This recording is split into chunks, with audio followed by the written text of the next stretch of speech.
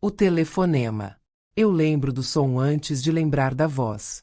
Aquele toque de celular cortando a sala como uma lâmina. Um toque insistente, nervoso, como se o aparelho tivesse pressa de entregar uma notícia ruim. E eu vi. Vi com meus próprios olhos o momento em que a cor saiu do rosto do meu filho. O Rafael estava em pé perto do sofá, tentando rir de alguma coisa que a Priscila tinha dito. Ele fazia aquela pose de homem seguro, dono da casa, dono do mundo.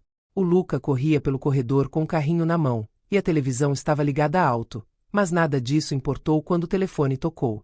Ele olhou a tela. E ficou pálido. Não foi um susto de quem viu o nome de um amigo. Foi um susto de quem reconheceu uma consequência. A mão dele tremeu um pouco. Ele tentou disfarçar, mas eu já conheço meu filho desde o primeiro choro, desde a primeira febre, desde a primeira mentira. Ele atendeu tentando parecer normal. Alô. Só que a voz dele saiu mais fina. Eu não ouvi o que disseram do outro lado. Eu só vi o jeito que os ombros dele encolheram. Vi o olhar correndo pelo chão, procurando uma saída. Vi a Priscila parar de falar no meio da frase e virar a cabeça, desconfiada. E eu pensei, com uma calma que até me assustou. Agora ele vai entender. Porque naquele instante eu não era mais a mãe que aguenta, a mãe que engole, a mãe que paga e finge que não doeu. Naquele instante eu era só uma mulher velha, sim, mas acordada. E quando uma mulher acorda, meu bem, ninguém consegue apagar de novo com piada. Eu podia ter gritado. Podia ter feito escândalo. Podia ter jogado tudo na cara dele na frente de todo mundo. Mas eu não fiz. Eu nunca fui desse tipo. Eu tenho 3 regras que eu carrego comigo como se fossem oração. A primeira é simples. Eu não machuco ninguém. A segunda é mais difícil. Eu não minto. Eu provo com fatos. E a terceira é a que me salvou. Eu só faço justiça quando ninguém mais faz. Foi por isso que eu esperei. Foi por isso que eu anotei. E foi por isso que esse telefonema aconteceu. Mas para você entender como eu cheguei até aqui, você precisa voltar comigo 2 dias antes. Voltar para uma mesa comum, um arroz soltinho, um feijão bem temperado e um frango que eu fiz com carinho, do jeito que ele sempre gostou. A mesa do aniversário do meu neto. A mesa onde eu fui diminuída. A mesa onde eu ouvi a frase que me apagou por dentro. Eu cheguei cedo naquele dia, como eu sempre fazia. Com uma travessa de farofa e um bolo embrulhado num pano, como se eu ainda tivesse que provar que merecia estar ali. Eu fui para a cozinha. Cortei, lavei, servi. Eu virei parte da mobília. Aquela presença que só notam quando falta. E eu não reclamei. Não por fraqueza. Por costume. Eu achava que amor de mãe era isso, se doar até virar sombra. A casa estava cheia. Gente rindo alto, copo tilintando, conversa atravessada. A Priscila andando de um lado pro outro com aquele sorriso educado que nunca chegava nos olhos. E o Rafael, na cabeceira, contando vantagem, falando do trabalho, exagerando, querendo plateia. Eu me sentei na ponta da mesa, meio de lado, como quem pede desculpa por ocupar espaço. Eu olhei o Lucas sorrindo, e eu tentei focar nele. Tentei fingir que estava tudo bem. Só que tem horas em que a vida pega sua ferida e aperta, só para ver se você ainda aguenta. O Rafael virou para mim com um sorriso torto. Olhou direto nos meus olhos, como quem mira, e disse na frente de todo mundo: Mãe, me fala uma coisa. Como é não servir mais para nada? Ele falou como se fosse brincadeira, esperando risada, esperando que eu baixasse a cabeça e fizesse o que eu sempre fiz. E o pior não foi a frase. O pior foi o silêncio. Ninguém me defendeu. Ninguém disse não fala assim com sua mãe. Só aquele constrangimento covarde, aqueles olhares fugindo, como se eu fosse um problema que estraga a festa. A Priscila deu um sorrisinho rápido e tomou um gole de vinho, como quem diz deixa, ele está brincando. E eu entendi ali. Entendi sem precisar que ninguém explicasse. Eu estava sozinha naquela mesa. Eu senti a garganta fechar. Senti vontade de chorar, mas eu já chorei demais nessa vida. Eu já chorei trabalhando. Já chorei com dor. Já chorei de medo do amanhã. Eu não ia dar esse presente para ele. Então eu respirei. E eu levantei. A cadeira arrastou e fez um som que cortou o ar. Todo mundo parou. Até o Luca ficou quieto com o garfo na mão. Eu apoiei as mãos na mesa e falei num tom baixo, limpo, firme. E como é saber que eu não vou mais pagar suas contas? Não foi grito. Foi sentença. Eu vi a cor sumir do rosto dele. Vi a Priscila piscar rápido, tentando entender se eu estava falando sério. Vi o Rafael tentar rir e não conseguir. Ele disse que eu estava passando vergonha. Eu respondi. Vergonha eu passei por muito tempo. Hoje eu só estou cansada. Eu sentei de novo. Não porque eu tinha voltado atrás. Eu sentei porque eu já tinha dito o que precisava. E eu senti meu coração bater como se ele estivesse acordando depois de anos dormindo. Naquela noite, quando eu cheguei em casa, eu não consegui dormir. Eu sentei na cama ainda vestida e fiquei olhando pro teto. Eu pensei em cada conta que eu paguei. Em cada vez que eu deixei de comprar um remédio para mim. Em cada desculpa que eu inventei para proteger o meu filho até de si mesmo. E foi ali que eu decidi. Eu não ia mais comprar amor com dinheiro. Eu ia ser respeitada, ou eu ia ser ausente. Na manhã seguinte eu abri a gaveta dos meus papéis. Extratos, recibos, comprovantes, senhas anotadas em papelzinho, envelopes com datas antigas. Um mundo inteiro de coisas que eu empurrei para debaixo do tapete, porque eu não queria enxergar. Minhas mãos tremiam um pouco. Não de medo do Rafael. De medo do que eu ia descobrir. Eu puxei o primeiro extrato, passei os olhos, e vi um débito que eu não reconheci. Um valor pequeno, mas repetido. E ao lado, uma palavra que me gelou por dentro. Autorizado. Eu fiquei olhando aquilo por um tempo, como se fosse uma língua estrangeira. Porque, naquele instante, eu entendi que não era só sobre contas. Era sobre controle. E alguém tinha colocado minha vida no automático, sem a minha permissão. Eu fechei os olhos. E eu sussurrei sozinha, dentro da minha própria casa. Tá bom. Agora é comigo.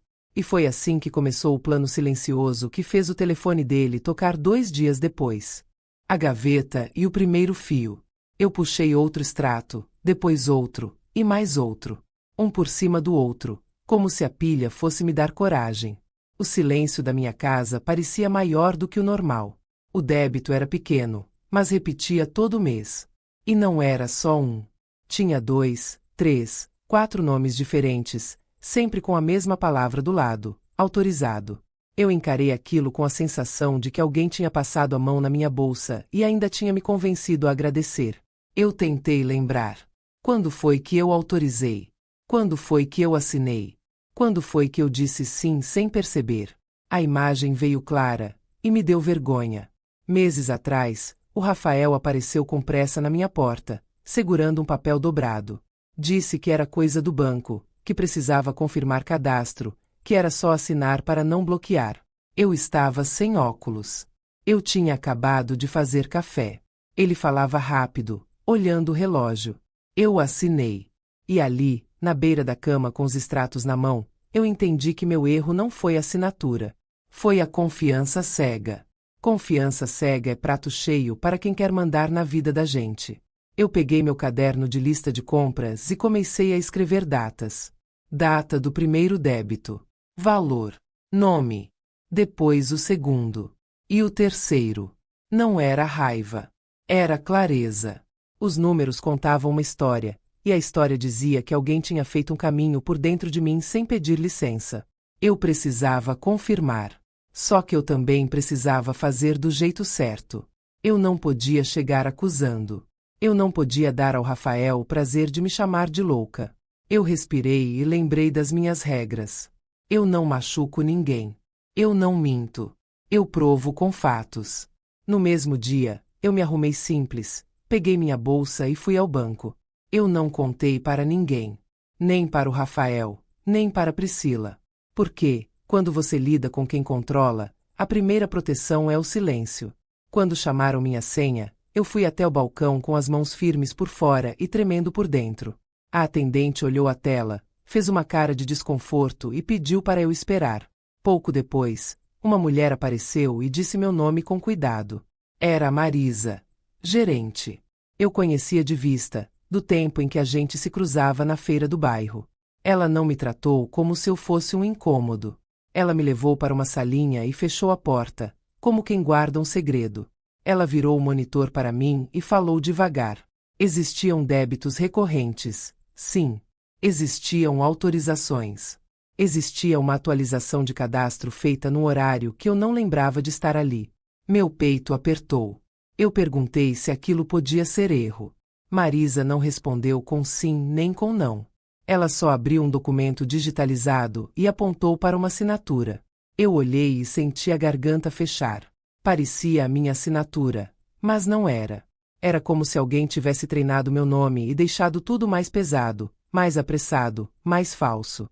Aquilo me deu uma sensação de invasão, como se tivessem entrado na minha casa sem quebrar a porta.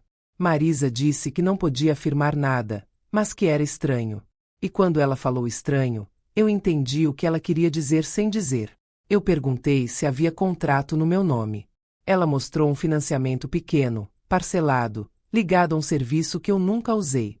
E ao lado havia um telefone de contato que não era o meu. Foi como levar um tapa sem mão. Eu senti vergonha de mim, e depois senti raiva do Rafael. Mas a raiva passou rápido. Eu precisava ser inteligente.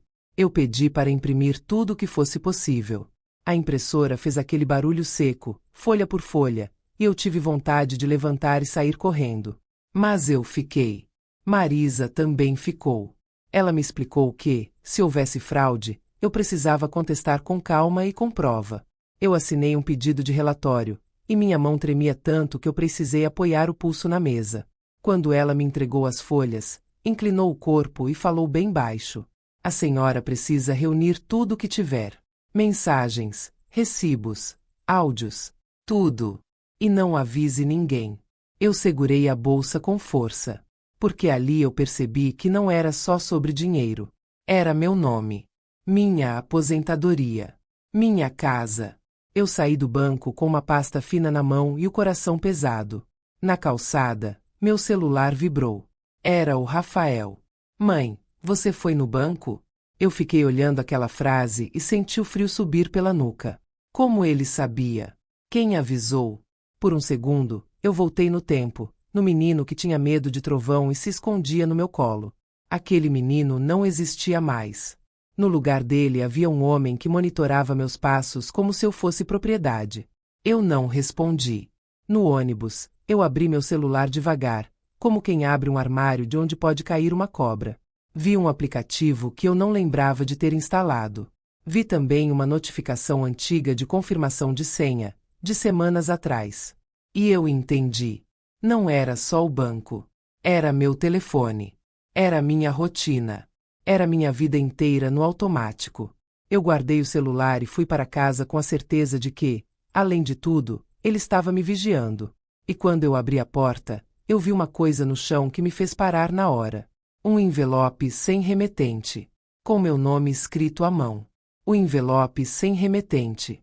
Eu fiquei parada na entrada, com a chave ainda na mão. O envelope estava no chão, encostado no rodapé, como se alguém tivesse passado ali só para deixar aquilo e sumir. Não tinha selo. Não tinha remetente. Só meu nome escrito com letra firme, como quem não tinha medo de ser reconhecido. Nair. Eu senti um arrepio que não era de frio. Era aquele pressentimento que vem quando a gente percebe que não está mais vivendo uma situação comum. Era como se eu tivesse dado um passo para dentro de uma coisa maior do que eu. Eu olhei para os lados, pela janela. A rua parecia normal. Vizinhos indo e vindo. Criança falando alto na calçada. Um cachorro latindo no portão de cima. Nada que denunciasse o perigo. Mas o perigo, eu aprendi, nem sempre faz barulho. Eu peguei o envelope com cuidado, como se ele pudesse queimar minha mão. Entrei, tranquei a porta 2 vezes e fui até a mesa da cozinha. Coloquei o envelope no centro, alisei com a palma da mão e fiquei só olhando. A minha primeira vontade foi ligar para o Rafael e perguntar se era dele. Depois eu ri sozinha, sem graça. Eu já não estava mais nesse lugar. O lugar da mãe que pede explicação para o próprio filho, como se ele tivesse direito de decidir o que eu devo ou não saber. Eu abri. Dentro tinha 3 folhas dobradas. E um papel menor, cortado torto, como se tivesse sido arrancado às pressas. Eu desdobrei a primeira folha e meus olhos bateram em números. Data, valor, nome de empresa, parcelas, juros. Era uma tabela simples, feita em computador, mas impressa em papel comum. Na segunda folha, mais números. Na terceira, algo que me fez engolir seco. Uma cópia de um contrato. No topo, meu nome completo. Meu CPF. E um endereço antigo meu, de uma casa onde eu morei muitos anos atrás. Eu senti a garganta fechar. Eu não fazia ideia de que aquele endereço ainda poderia aparecer em algum lugar, e no entanto ali estava ele, como se alguém tivesse cavado meu passado para montar um cenário perfeito. Eu virei a página. E vi a assinatura. Não era a minha. Mas era parecida o suficiente para enganar quem não me conhece. Uma imitação treinada, ensaiada, repetida até virar hábito. Foi nesse momento que eu percebi que a história do débito pequeno era só a superfície. A água rasa. O que tinha por baixo era fundo. E eu, que passei a vida trabalhando para dar um nome limpo ao meu filho, estava com meu nome sendo usado como escada para ele subir mais um degrau. Eu peguei o papelzinho menor. Nele tinha uma frase curta, escrita à mão, bem simples. Eu vi você no banco. E abaixo, outra frase. Cuidado com seu celular. Meu coração deu um salto. Eu levei a mão até o peito e fiquei alguns segundos sem respirar direito. Alguém me observou. Alguém sabia onde eu fui. E esse alguém estava me avisando. Ou me ameaçando. Eu não sabia qual dos dois. Eu puxei a cadeira e sentei, mas minhas pernas pareciam não me obedecer. Eu olhei para o meu telefone em cima da mesa e senti nojo dele, como se fosse um objeto contaminado. A ideia de alguém mexendo ali dentro, vendo meus passos, minhas mensagens, meus horários, me deixou com uma sensação de invasão que eu nunca tinha sentido nem nas piores dificuldades. Eu pensei na ligação do Rafael. Mãe, você foi no banco? Aquilo não foi intuição. Não foi acaso. Ele sabia. Eu peguei o telefone e desliguei. Depois desliguei o roteador da tomada. Fiquei em silêncio, ouvindo nada. Foi aí que eu ouvi um som lá fora. Passos leves no corredor do prédio. Uma pausa na minha porta. O barulho sutil de alguém encostando, como se estivesse só conferindo se eu estava em casa. Eu congelei. Minha mão foi direto no envelope, como se eu pudesse usar papel como escudo. O passo se afastou. Eu ouvi uma porta bater mais adiante. Eu fiquei alguns minutos parada, olhando para a fechadura, esperando o pior. Nada aconteceu. E eu percebi outra coisa. Medo não me ajudaria. O que me ajudaria era método. Eu respirei fundo e comecei a fazer aquilo que eu sempre fiz quando a vida apertava demais. Eu organizei. Eu peguei uma pasta velha, dessas de elástico, e coloquei tudo dentro. Contrato, tabela, bilhete. Depois eu peguei meus extratos, os relatórios do banco, os comprovantes antigos. Eu não ia mais carregar isso solto. Eu ia transformar em prova. Enquanto eu separava os papéis, eu notei um detalhe na tabela impressa. No canto inferior, bem pequeno, tinha o nome de um arquivo, como se alguém tivesse imprimido direto do computador sem se preocupar em apagar. E ali estava uma pista. Um nome que não era meu. Um nome que eu nunca tinha visto na vida, mas que soava familiar de um jeito estranho, como um eco. Eu li de novo, devagar, para ter certeza. E senti o estômago afundar quando lembrei onde já tinha ouvido aquilo. Foi numa conversa do Rafael, meses atrás, quando ele estava ao telefone na minha sala, achando que eu não prestava atenção. Ele tinha falado desse nome como quem fala de alguém que resolve problema. O cara do contrato. Eu fechei os olhos por um segundo e a verdade foi se encaixando com aquela crueldade calma que as verdades têm. O Rafael não estava sozinho. E se ele não estava sozinho, aquilo podia ir mais longe do que eu imaginava.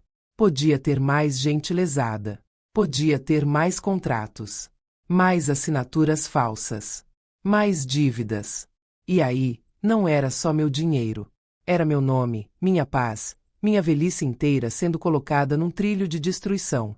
Eu levantei e fui até o quarto. Abri a gaveta da roupa íntima, onde eu guardava meus documentos mais importantes. Peguei minha identidade, meu CPF, meu cartão do banco, minha caderneta com senhas antigas. Eu olhei para aquela caderneta e senti raiva de mim. Eu sempre tive cuidado com tudo. Sempre fui organizada. Só que eu nunca fui organizada para me proteger do meu próprio filho. Eu ouvi meu celular vibrar, mesmo desligado, como se fosse uma ilusão do meu nervo. Mas não era. Eu tinha ligado de novo sem perceber, e a tela acendeu com uma notificação. Uma mensagem da Priscila. Dona Nair, o Rafa falou que a senhora foi no banco. Está acontecendo alguma coisa? Eu encarei aquela frase. O jeito educado. O Dona Nair. E por trás, o controle. Eu não respondi. Em vez disso, eu fiz uma coisa que eu nunca tinha feito na vida. Eu peguei um caderno novo e escrevi no topo da primeira página, em letras grandes. Plano. Não era plano de vingança. Era plano de sobrevivência. E eu prometi para mim mesma, ali, de pé, com o caderno aberto, que eu não ia mais ser guiada por culpa. Eu ia ser guiada por prova. Eu ia seguir um passo por vez. Sem pressa. Sem barulho. Eu anotei a primeira pergunta que eu precisava responder. Quem deixou esse envelope? E a segunda veio logo abaixo, ainda mais perigosa. O que mais eles fizeram no meu nome que eu ainda não sei? Eu fechei o caderno. E naquele exato momento, o interfone tocou. Uma vez. 2 vezes. 3. Eu não esperava a visita. Eu caminhei devagar até a porta, olhei pelo olho mágico e senti o coração bater forte. Era o Rafael. E ele estava sorrindo. O sorriso na porta. Eu fiquei alguns segundos parada, olhando pelo olho mágico, tentando entender como ele podia sorrir daquele jeito. Era um sorriso leve, quase carinhoso, como se tivesse vindo só me dar um abraço e trazer notícia boa. Só que eu já tinha aprendido que o Rafael sabia usar o rosto como máscara. Na frente dos outros, ele era o filho exemplar. Por trás, era um homem que apertava o pescoço da minha paz com luvas de seda. O interfone tocou de novo. Eu destranquei a porta, mas não abri de uma vez. Abri só o suficiente para ele ver meu rosto. Oi, mãe, ele disse, entrando antes mesmo de eu responder. Eu passei aqui rapidinho porque fiquei preocupado. Você foi no banco e nem me avisou. A palavra preocupado saiu bonita, mas o olhar dele varreu a sala com pressa. Não era preocupação. Era conferência. Como se ele estivesse procurando alguma coisa que tinha que estar exatamente no lugar. Eu fechei a porta e mantive a voz baixa. Fui resolver uma coisa minha. Ele soltou um riso curto, daqueles que tentam diminuir a pessoa sem parecer agressivo. Sua? Que coisa sua, mãe? Essas coisas de banco são complicadas. Você pode se confundir. Confundir. Essa palavra bateu em mim como um empurrão. Porque era assim que eles faziam. Eles não atacavam com soco. Eles atacavam com dúvida. Plantavam a ideia de que eu era frágil, esquecida, incapaz. E, quando eu aceitasse isso, eles pegavam o resto. Eu caminhei até a cozinha com calma e ele veio atrás, como se a casa fosse dele. Sentou na cadeira e cruzou os braços, confortável demais. A Priscila está nervosa, ele falou. Ela disse que você anda estranha. Mãe, você está bem? Você está tomando seus remédios certinho? Eu olhei para ele e percebi que ele não estava ali para saber de mim. Ele estava ali para medir o estrago. Eu continuei em silêncio por alguns segundos. Foi proposital. Silêncio deixa as pessoas ansiosas. E Rafael odiava ficar sem controle. Ele tentou de novo, agora mais direto. Deixa eu ver seu celular. Quero ver se não caiu em golpe. Hoje em dia tem muito golpe. Você não entende dessas coisas. Eu senti a pele do meu braço arrepiar, mas eu não mostrei. Meu celular está aqui, eu disse, apontando para a mesa sem mover um dedo para pegar. Ele esticou a mão na mesma hora, rápido demais, como quem já tinha ensaiado o gesto. E foi aí que eu vi. Um detalhe pequeno, mas real. A pressa dele não combinava com cuidado. Com medo de golpe. A pressa dele combinava com medo de prova. Eu coloquei minha mão em cima do celular antes que ele tocasse. Não. Ele me olhou, surpreso, como se eu tivesse falado uma palavra proibida dentro da nossa casa. Como assim, mãe? Eu respirei devagar, sem levantar a voz. Eu não vou te dar meu celular. A mão dele ficou parada no ar por um instante, depois ele recolheu e tentou transformar aquilo em piada. Nossa! Olha só! Agora você virou desconfiada. Quem te colocou isso na cabeça? Ele fez a pergunta com um tom leve, mas eu senti o veneno nela. Quem te colocou? Como se eu não tivesse cérebro para perceber a própria vida. Eu não respondi. Em vez disso, eu puxei a pasta com os papéis, mas não mostrei tudo. Eu só deixei ela em cima da mesa, fechada, para ele ver que existia alguma coisa. O Rafael ficou olhando para a pasta como se fosse uma arma. O que é isso? Papéis meus. Eu disse como se fosse a coisa mais normal do mundo. Ele inclinou o corpo, tentando ler a capa. Você está juntando o quê? Eu fiquei de pé, firme. Eu não ia sentar. Sentar, naquele momento, parecia dar a ele a posição de dono da conversa. Eu estou entendendo minha vida, Rafael. E eu vou fazer isso com calma. Ele soltou um suspiro longo, teatral. Mãe, isso é cansativo. Você não precisa passar por isso. Você sabe que eu resolvo tudo para você. Resolvo tudo. A frase quase me fez rir, porque eu já tinha entendido o significado real. Ele resolvia para ele. Eu fui até o armário, peguei um copo e coloquei água para mim. Fiz isso devagar, de propósito. A lentidão me dava tempo para pensar. E também mostrava que eu não estava com medo. Quando eu virei de volta, ele estava com a perna balançando, impaciente. Olha, eu só quero te ajudar. Se você assinou alguma coisa errada, a gente corrige. Eu posso falar com o gerente, posso ir lá, posso explicar que você se confundiu. Agora ele tinha mudado a estratégia. Antes, era golpe de terceiros. Agora, era eu me confundindo. Eu encarei o rosto dele. Você está dizendo que eu me confundi? Ele piscou, como quem percebeu que falou demais, e tentou suavizar. Não é isso. Eu estou dizendo que, nessa idade, é normal. Você fica nervosa, assina sem ler, acontece. Eu senti a vergonha antiga querendo subir, aquela vergonha que sempre me fazia pedir desculpas por existir. Só que, dessa vez, ela não subiu. Ela parou na garganta e virou outra coisa. Clareza. Eu falei bem baixo, para ele ter que prestar atenção. Eu assinei sem óculos uma vez. Sim. E eu me arrependo. Mas confundir não é o mesmo que autorizar. Ele ficou imóvel. O olhar dele endureceu por um segundo, depois voltou para a máscara. Mãe, do que você está falando?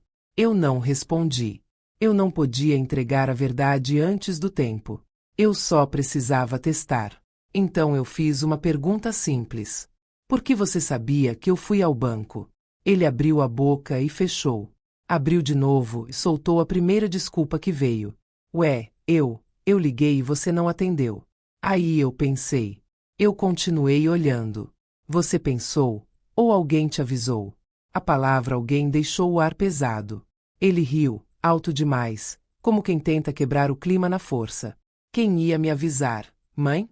Você está inventando coisa. Está vendo como você se confunde?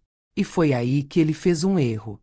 Ele pegou o próprio celular, desbloqueou rápido, e eu vi a tela por um segundo antes que ele virasse para baixo. Uma conversa aberta. Uma mensagem recente. E uma frase que eu consegui ler pela metade. Ela foi no banco. Eu senti o estômago gelar. Não era ele adivinhando. Era alguém monitorando. O Rafael percebeu que eu tinha visto. O sorriso sumiu, e ele mudou o tom de vez. Agora veio a parte feia. Tá bom, mãe. Chega dessa palhaçada. Me dá seu celular e essa pasta. Você está se metendo em coisa que não entende. Eu senti meu coração bater forte, mas eu não recuei. Não. Ele levantou também. Ficou perto demais. Alto demais. A voz dele subiu um degrau. Você está me desrespeitando dentro da sua casa? Ele falou como se a casa fosse dele. Como se eu estivesse devendo obediência. Eu dei um passo para o lado, mantendo distância. Essa casa é minha, Rafael. Ele me encarou com raiva contida. Então você quer guerra? Eu não respondi de imediato. Eu só fiquei olhando. E naquele olhar eu vi uma coisa que eu não via nele desde adolescente. Medo. Não medo de mim. Medo de perder o controle. Ele respirou fundo e tentou a última carta, a mais suja. Se você continuar assim, mãe, eu vou ter que conversar sobre você com a família. Sobre cuidar de você. Você não está bem. A gente pode até ver um lugar para você ficar. Um lugar seguro. Lugar para eu ficar. Eu entendi na hora. Não era cuidado. Era prisão com um nome bonito. Era o jeito mais rápido de me tirar de perto dos meus papéis, da minha casa, do meu nome. Eu senti vontade de chorar, mas não chorei. Eu falei com calma, quase sussurrando. Você não vai me colocar em lugar nenhum. Ele deu um passo para trás, como se eu tivesse puxado um tapete. E então ele fez a coisa mais reveladora de todas. Ele olhou para o relógio. Como se estivesse atrasado. Como se alguém estivesse esperando por ele. Ele pegou a chave do carro e foi até a porta, ainda tentando manter a pose. Tá. Faz o que você quiser. Mas depois não vem pedir ajuda. Eu não pedi para ele ficar. Eu só observei. Antes de sair, ele virou de novo e falou, quase como ameaça, quase como aviso. Ah, e não fala com ninguém, viu? Você vai passar vergonha. Ele saiu. E quando a porta fechou, eu senti minhas pernas falharem um pouco. Eu me apoiei na mesa e respirei como quem acabou de atravessar uma tempestade sem se molhar por fora. Foi aí que eu percebi uma coisa que me deu um frio na espinha. Durante a conversa, ele tinha passado a mão discretamente na minha bolsa. Como quem procura um papel. Como quem procura uma chave. Como quem procura um segredo. Eu corri para o quarto, abri a gaveta dos documentos e vi que estava tudo ali. Mas faltava uma coisa. Minha caderneta de senhas. Eu fiquei olhando para aquele espaço vazio, tentando aceitar. E, naquele instante, meu celular vibrou com uma notificação. Uma mensagem desconhecida, sem nome salvo. A senhora tem até amanhã para ficar quieta. Ou a dívida vai aparecer inteira. O teste que revelou o monstro. Eu li aquela mensagem mais de uma vez, porque uma parte de mim ainda queria acreditar que eu tinha entendido errado. A senhora tem até amanhã para ficar quieta. Ou a dívida vai aparecer inteira. Eu senti um frio subir pelas costas, mas não foi aquele frio de pânico que paralisa. Foi um frio de clareza. Eu entendi que aquilo não era só o Rafael sendo ingrato. Tinha outra mão mexendo ali. Uma mão que não tinha laço comigo, só interesse. E naquele momento eu percebi uma coisa simples, doída e libertadora. Eu estava lidando com gente que não respeitava nem mãe. Eu fiquei alguns segundos parada no meio do quarto, segurando o celular, olhando para o espaço vazio onde minha caderneta de senhas costumava ficar. A vontade era correr atrás dele, bater na porta, gritar, exigir. Mas eu não gritei. Eu lembrei das minhas regras. Eu não machuco ninguém. Eu não minto. Eu provo com fatos. E eu fiz o que sempre me salvou na vida quando tudo parecia grande demais. Eu fui por partes. Primeiro, eu desliguei o celular e tirei o chip. Depois eu coloquei o chip num aparelho antigo que eu tinha guardado, um telefone simples, sem aplicativo, sem coisa escondida, sem acesso fácil a nada. Aquele aparelho não era bonito, mas era honesto. E, naquele instante, honestidade valia mais do que tecnologia. Em seguida, eu peguei a pasta de documentos e escondi dentro de uma sacola de pano, no fundo do armário, atrás de toalhas que eu quase não usava. Eu não queria que alguém entrasse ali e achasse tudo num lugar óbvio.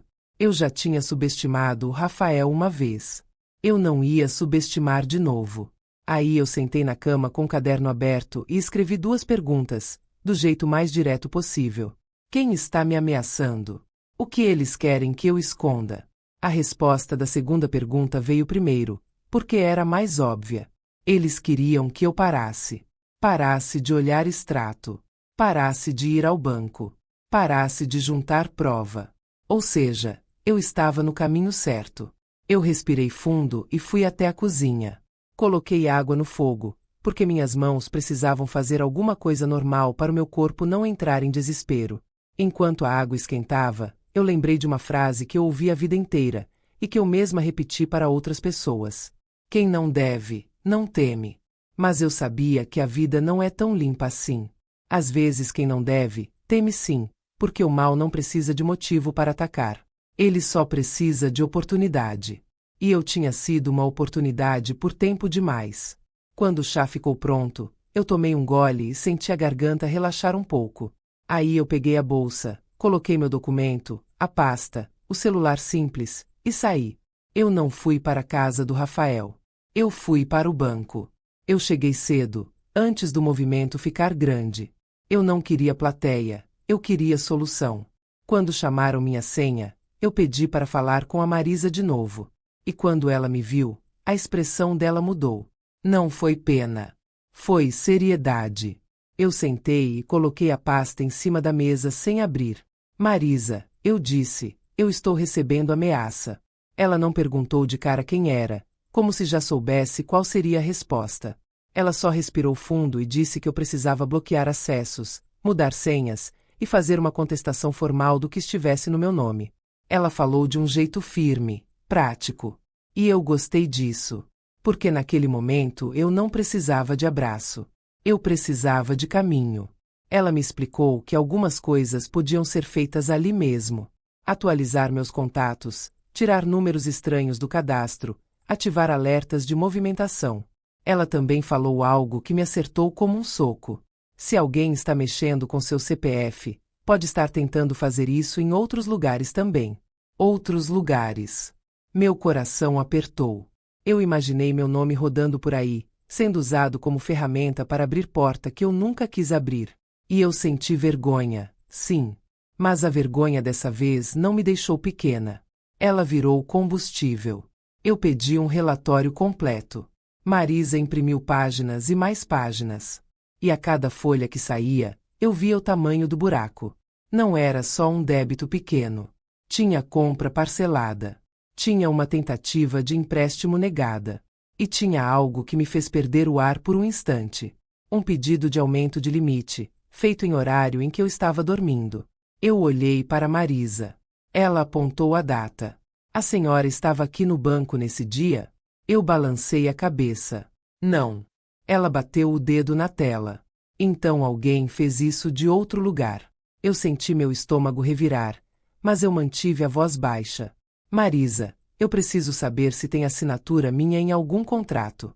Ela abriu um arquivo digital e me mostrou de novo. Uma assinatura que parecia minha, mas que tinha um traço torto, apressado, como quem copia sem sentir. Eu encostei a mão na boca, não para esconder, mas para segurar o que eu estava sentindo. Ela falou com cuidado, mas sem enrolar. A senhora precisa registrar isso. E precisa se proteger agora. Hoje. Eu não fui embora com medo. Eu fui embora com uma lista. E eu gosto de lista, porque lista dá controle para quem perdeu o controle. Assim que eu cheguei em casa, eu fiz o que Marisa mandou. Liguei para a central do banco pelo telefone fixo, pedi bloqueio de movimentações suspeitas, troquei senha, tirei números estranhos do cadastro. Tudo registrado, tudo anotado com protocolo. Eu não queria conversa no vento. Eu queria rastro. Depois eu fui no meu celular antigo, o simples, e coloquei ele como meu contato principal no banco. Eu estava fechando portas. Só que eu também precisava abrir uma janela. Porque eu precisava descobrir até onde ia a coragem deles. Então eu fiz o meu primeiro teste. Pequeno. Inofensivo. Mas inteligente. Eu peguei um pagamento automático que eu já tinha visto repetindo, um valor que não quebraria ninguém se falhasse por um mês, e pedi cancelamento. Eu cancelei sem alarde. E esperei. Foi aí que eu senti a diferença entre coincidência e controle. Não passou nem uma hora. O telefone tocou. Na tela apareceu o nome do Rafael. Eu fiquei olhando aquele nome, como se ele fosse de outra pessoa. A mão tremeu um pouco, mas eu não atendi na primeira chamada. Eu deixei tocar até o fim. Eu queria ver se ele insistia. Ele insistiu. 2 vezes. 3. Na quarta, eu respirei fundo, apertei um botão para gravar a ligação no aparelho fixo, e atendi. Oi, mãe. A voz dele veio doce demais. Doce como veneno disfarçado de mel. Oi. Você está bem? Eu fiquei pensando em você. Você estava meio nervosa ontem. Eu fiquei em silêncio. Ele não aguentou muito tempo. Mãe, deu um problema aqui. Um pagamento não passou. Eu estou no meio de uma situação. Você sabe como é. Você mexeu em alguma coisa? Aí estava. Nem como você está. Nem o que aconteceu. Era sempre a mesma coisa. O dinheiro. Eu falei baixo. Eu mexi no que é meu. Ele soltou um suspiro forte, irritado. Mãe, por favor. Você vai complicar tudo. A escola do Luca, o plano, as contas. Você quer fazer isso agora? Aí veio a chantagem, do jeito que eu já conhecia. Eu não subi o tom. Eu só perguntei. Que pagamento, Rafael? Ele travou por um segundo. Só um segundo. Mas eu ouvi. Ouvi a mente dele correndo para escolher uma resposta que não entregasse demais. Ué, o de sempre. O de sempre. Eu quase sorri. Porque, se era o de sempre, ele sabia exatamente o que eu pagava. E isso não era normal. Filho nenhum deveria saber cada linha da conta da mãe, a não ser que estivesse controlando. Eu fiz mais uma pergunta. Calma. Qual o nome da empresa? Ele respondeu rápido demais, como quem já tinha decorado. Ah, mãe, não importa. Você está pegando detalhe. Eu senti meu peito apertar, mas eu mantive o controle. Importa sim. E foi aí que ele errou. Ele falou um nome. Um nome que eu tinha visto no relatório. Um nome que eu nunca tinha usado. E quando ele falou, eu tive certeza de duas coisas. A primeira era que ele sabia. A segunda era que ele não estava sozinho, porque aquele nome não era de serviço de casa, não era de coisa comum, era de contrato. De papel. Eu respirei. Rafael, eu disse, eu não vou mais pagar nada sem entender. Ele ficou duro. Mãe, você está fazendo drama. Eu deixei um silêncio cair. Drama é você me perguntar como é não servir para nada na frente de todo mundo. Eu respondi. Isso não é drama. Isso é limite. Do outro lado, eu ouvi a respiração dele mudar. Aquela respiração de quem perdeu a paciência e está segurando para não explodir. E aí veio a frase que eu nunca vou esquecer, porque ela mostrou o que ele realmente era naquele momento. Você vai se arrepender, mãe. Eu fechei os olhos por um instante. E foi ali que eu percebi que o meu filho tinha atravessado uma linha que não volta. Eu não respondi com ameaça. Eu respondi com método. Eu desliguei. E anotei no caderno. Hora. Data. Nome que ele disse. Tom de voz. A frase. Porque eu não ia lutar com emoção. Eu ia lutar com prova. Quando eu terminei de escrever, meu celular simples apitou. Uma mensagem nova, de número desconhecido. Só 2 palavras. Boa tentativa. Eu senti meu sangue gelar. Alguém estava assistindo o jogo comigo. E, pela primeira vez, eu entendi que a ameaça não era só para me assustar. Era para me lembrar que eu estava cercada. Eu olhei para a porta, e juro que por um segundo eu achei que ia ouvir passos de novo. Mas o som que eu ouvi foi outro. Um barulho leve na fechadura. Como se alguém estivesse tentando entrar bem devagar, para eu não perceber. A fechadura mexeu. O barulho foi pequeno. Tão pequeno que, se eu estivesse com a televisão ligada, eu não teria ouvido. Um clique suave. Depois outro. Como se alguém encostasse uma chave e girasse só um pouquinho, testando. Sem pressa. Sem força. Como quem já conhece a casa. Eu fiquei parada na cozinha, com o coração batendo na garganta.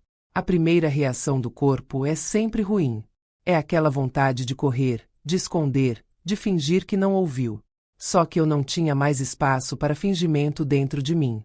Eu fui até a gaveta e peguei a maior faca que eu tinha. Não para atacar ninguém. Eu nem sabia se era alguém de verdade. Eu peguei porque, naquele instante, eu precisava sentir que eu tinha algo na mão além do medo. Eu apaguei a luz da sala. Caminhei devagar até o corredor, segurando o ar, ouvindo tudo. Mais um clique. Dessa vez eu ouvi também um arranhado leve, como metal raspando. A fechadura reclamando baixinho. Eu encostei o olho no olho mágico. O corredor estava vazio. Vazio demais. Mas eu senti. Eu senti presença. Era como quando a gente percebe que tem alguém atrás antes de virar. O corpo sabe antes da cabeça. Eu fiquei ali, parada, segurando a faca como se fosse um amuleto, esperando acontecer alguma coisa. Nada. Mais uma tentativa na fechadura. Só que agora, bem mais cuidadosa, quase inteligente. Quem estava do lado de fora sabia o que estava fazendo. Eu pensei no envelope.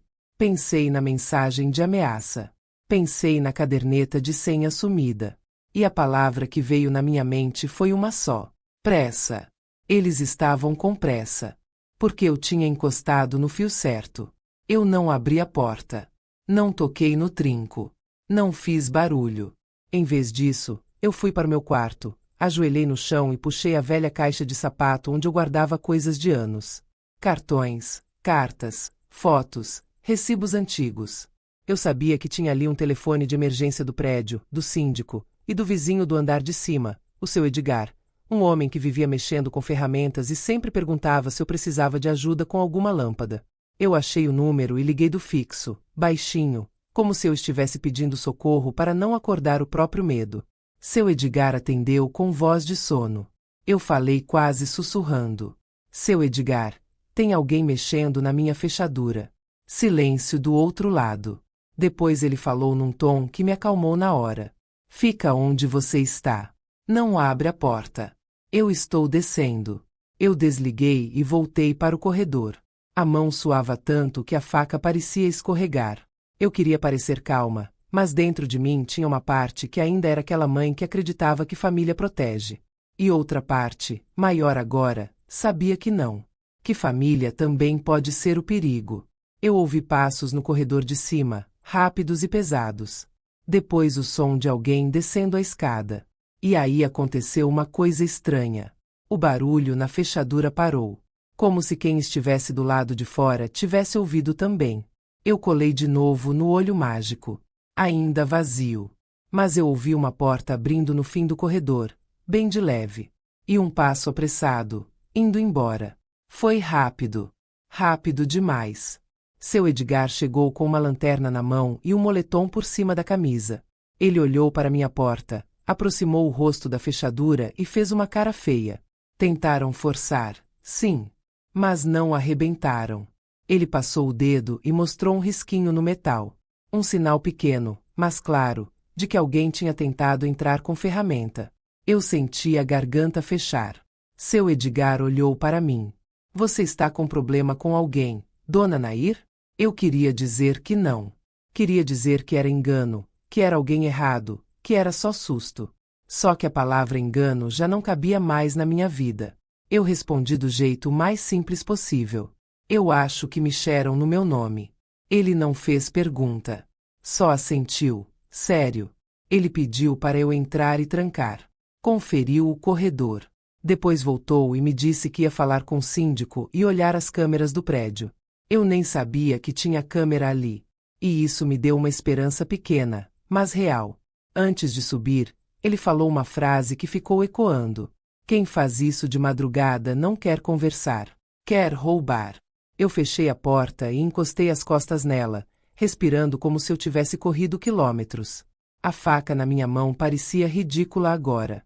Eu coloquei em cima da pia e lavei as mãos, como se a água pudesse levar embora aquela sensação de invasão. Eu voltei para o quarto e sentei na cama. Foi ali que eu percebi uma coisa que me doeu mais do que o arranhão na fechadura. Se alguém tentou entrar na minha casa, foi porque acreditou que eu estava sozinha. E eu estava. Não porque eu não tinha vizinhos. Mas porque meu próprio filho tinha criado em volta de mim um tipo de isolamento. Um isolamento que parecia cuidado, mas era controle. Ele sempre sugeria que eu não falasse com ninguém sobre dinheiro. Que eu não me metesse com o banco. Que eu não pedisse ajuda. Que eu confiasse só nele. Eu engoli aquilo por anos achando que era amor.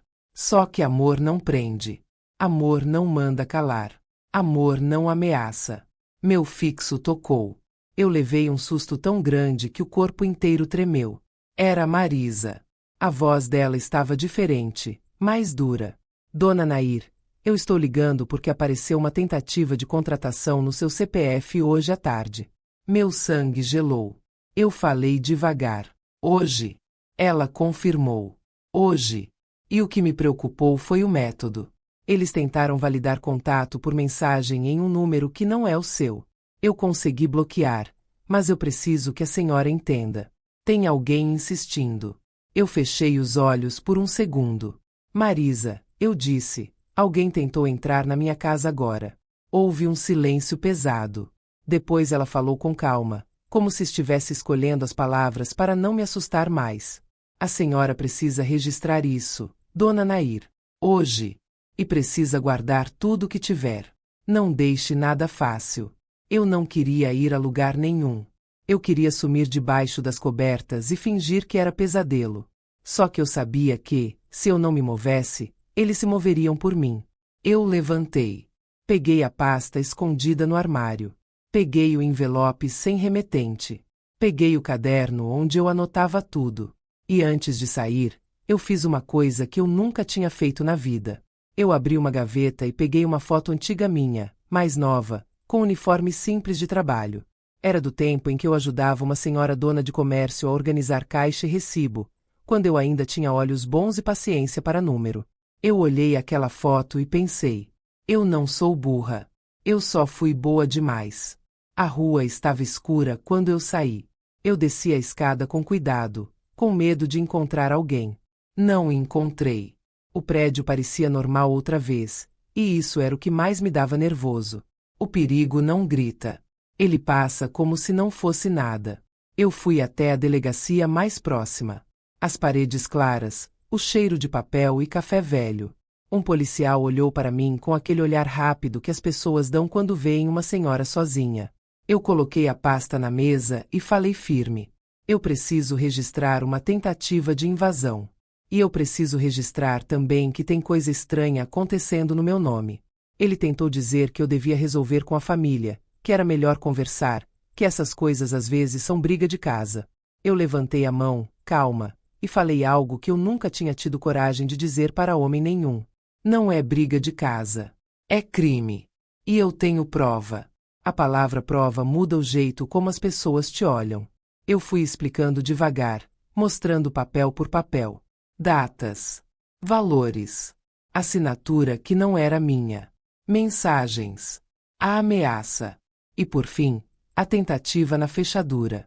O policial me pediu para eu esperar. Ele voltou com outro, mais velho, com expressão menos cansada. Esse segundo olhou tudo com mais atenção. Fez perguntas certas. Pediu o número que mandou a ameaça. Pediu o nome do contrato. Pediu se eu tinha suspeita de alguém. Eu hesitei. Essa era a parte que doía. Dizer o nome do Rafael ali, com papel na mesa, era como aceitar que eu tinha criado um homem capaz de me usar. Mas eu não falei o nome dele. Ainda. Eu disse a verdade do jeito mais seguro.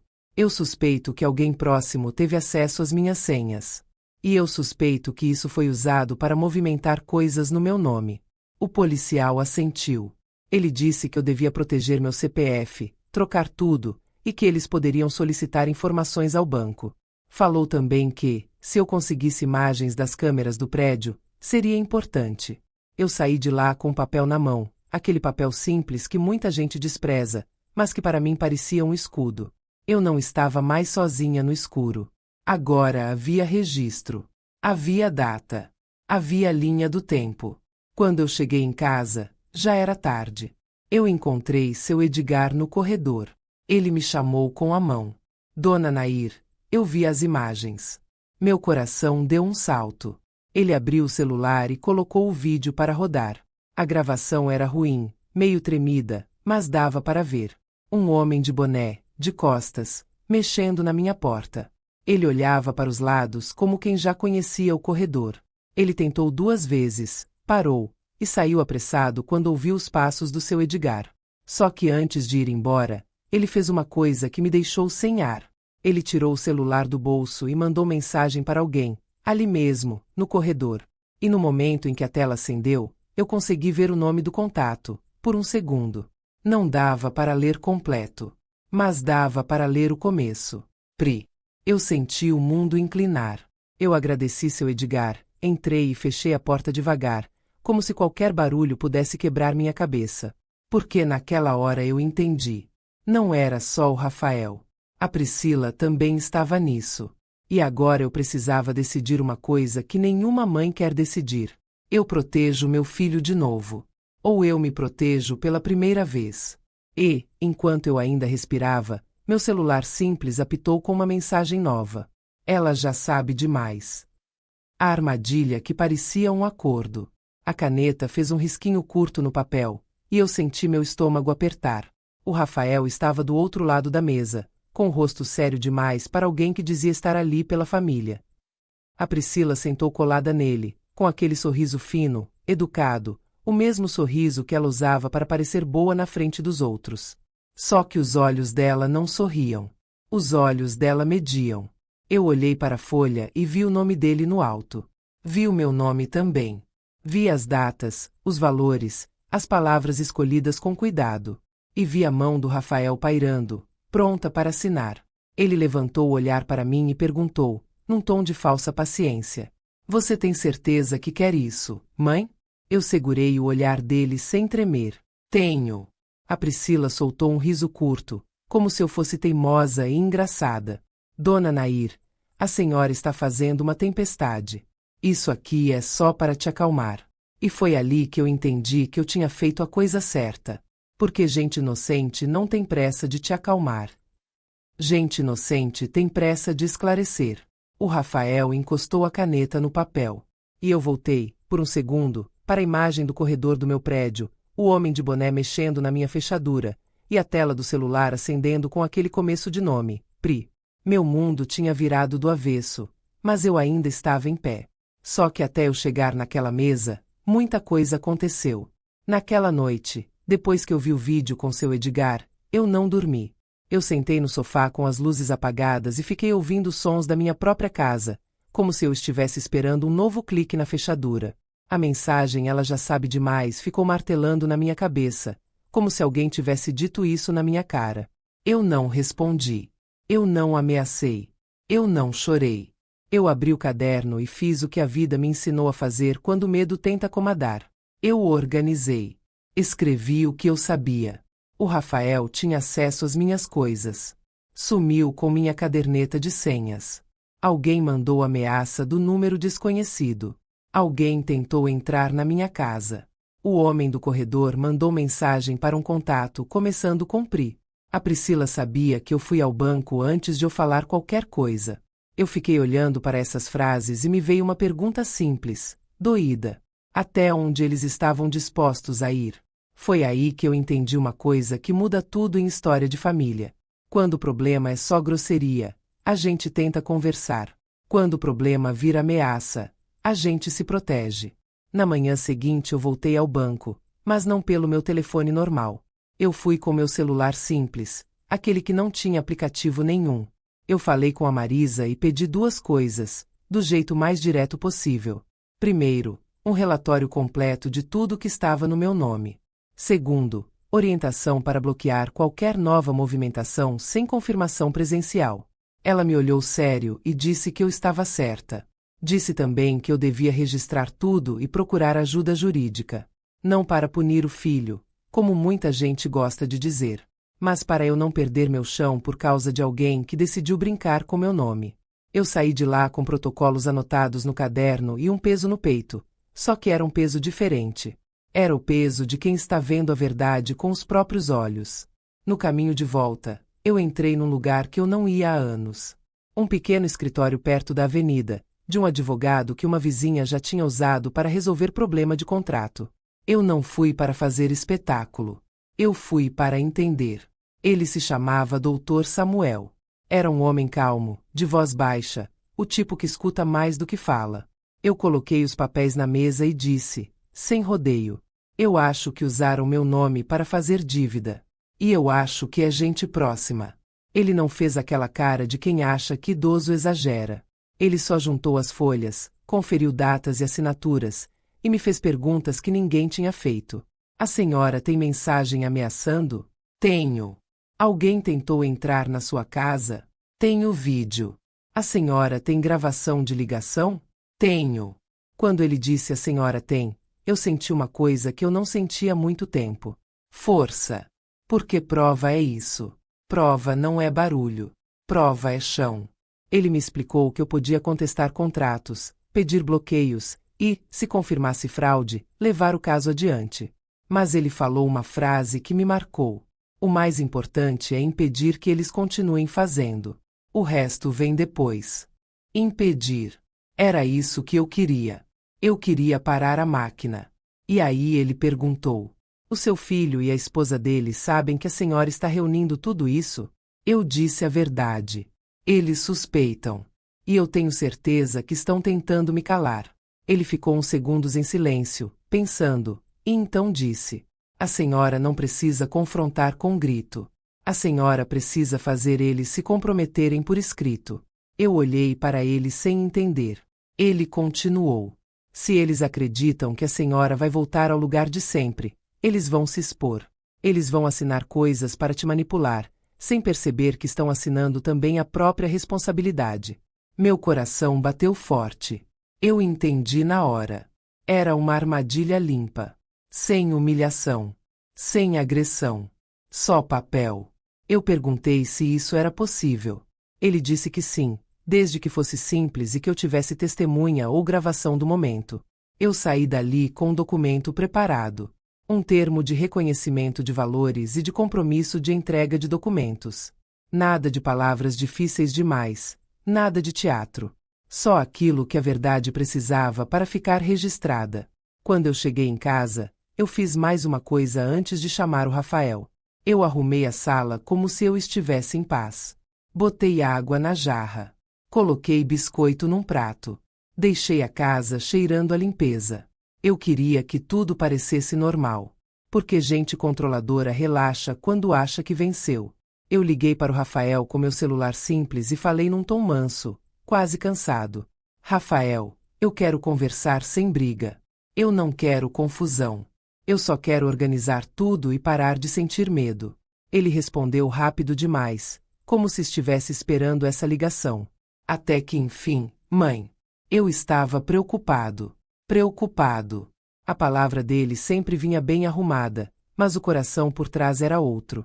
Eu disse que ele podia vir com a Priscila, porque eu não queria telefone sem fio depois. Eu queria todo mundo ouvindo a mesma coisa. Ele aceitou na hora. Quando eles chegaram, eu senti o cheiro do perfume da Priscila antes mesmo dela falar. Ela entrou olhando ao redor, como se a casa fosse um cenário e ela quisesse saber onde estavam as câmeras invisíveis. O Rafael tentou me abraçar. Eu deixei, mas foi um abraço curto. A Priscila me chamou de Dona Nair com aquela doçura que dói. Eu sentei e coloquei o papel na mesa, mas ainda não disse o que era. Eu falei primeiro com calma, como se eu estivesse voltando atrás. Eu quero ajudar, mas eu preciso entender. Eu preciso que a gente coloque isso no papel para não ter confusão depois. O Rafael olhou para a folha. E aí veio a primeira pergunta dele, a pergunta que entregou tudo. Isso vai pro banco? Eu fiz a expressão mais neutra que consegui. Vai para onde precisar ir. Eu só quero ordem. A Priscila entrou na conversa. Rápida. Ela está nervosa. Rafael. A gente assina e pronto. Ela falou como quem dá ordem em criança. Eu quase sorri por dentro. Porque ela estava com pressa. E pressa, eu já sabia, era sinal de medo. O Rafael começou a ler. Ele leu as linhas sobre valores, parcelas, prazo para devolução. Depois leu a parte que dizia que ele deveria fornecer cópias de contratos e movimentações ligadas ao meu nome, inclusive pedidos de aumento de limite. A mão dele parou. Ele levantou o olhar. Para que isso, mãe? Eu mantive o tom baixo. Porque se é tudo certo, não tem por que esconder. A Priscila apertou os lábios. Não tem nada escondido, ela disse, e eu senti a raiva por trás. A senhora está desconfiando da gente. Eu fiz uma pausa, curta, calculada. Eu estou desconfiando do que eu vi no papel. O Rafael tentou rir. Ai, mãe, isso é coisa de velho. Você está ficando paranoica. E eu senti vontade de jogar o vídeo na cara dele, de dizer que eu vi o boné, eu vi a mensagem, eu vi o começo do nome. Mas eu não fiz. Porque a armadilha só funciona quando o outro acha que está no controle. Eu peguei a jarra e servi água como se nada. Eu disse. Então assina. Rafael. Se é só para me tranquilizar. Silêncio. Eu ouvi o tique do relógio da cozinha marcando segundos. Eu vi a Priscila mexer na aliança. Eu vi o Rafael engolir seco. E ele fez o que eu esperava. Ele pegou a caneta. Só que, antes de assinar, ele falou baixo, quase como chantagem. Depois disso você para com essa história de banco, né? Eu olhei para ele. Eu paro quando minha vida estiver segura. Ele assinou. A Priscila assinou também, porque não queria parecer culpada diante dele. E naquele segundo, enquanto a caneta dela riscou o papel, eu senti um peso sair do meu peito. Não porque eu tinha ganhado, mas porque, pela primeira vez, eu tinha colocado o limite com prova. O Rafael levantou, esticou a mão para pegar o documento. Me dá uma cópia disso. Eu segurei a folha com firmeza. Eu que vou guardar. Ele arregalou os olhos, irritado. A máscara quase caiu. Você está se achando, mãe? Eu respondi com calma. Eu estou me respeitando. Eles saíram sem se despedir direito. E quando a porta fechou, eu senti uma coisa ruim no ar, como se eles não tivessem ido embora de verdade. Como se só tivessem recuado um passo. Eu peguei o documento, coloquei na pasta e respirei. Foi quando meu celular simples apitou. Mensagem da Marisa. Dona Nair, chegou um novo pedido no seu CPF agora há pouco. E o número de contato informado é o mesmo de antes. Eu fiquei olhando para aquela frase, sem acreditar.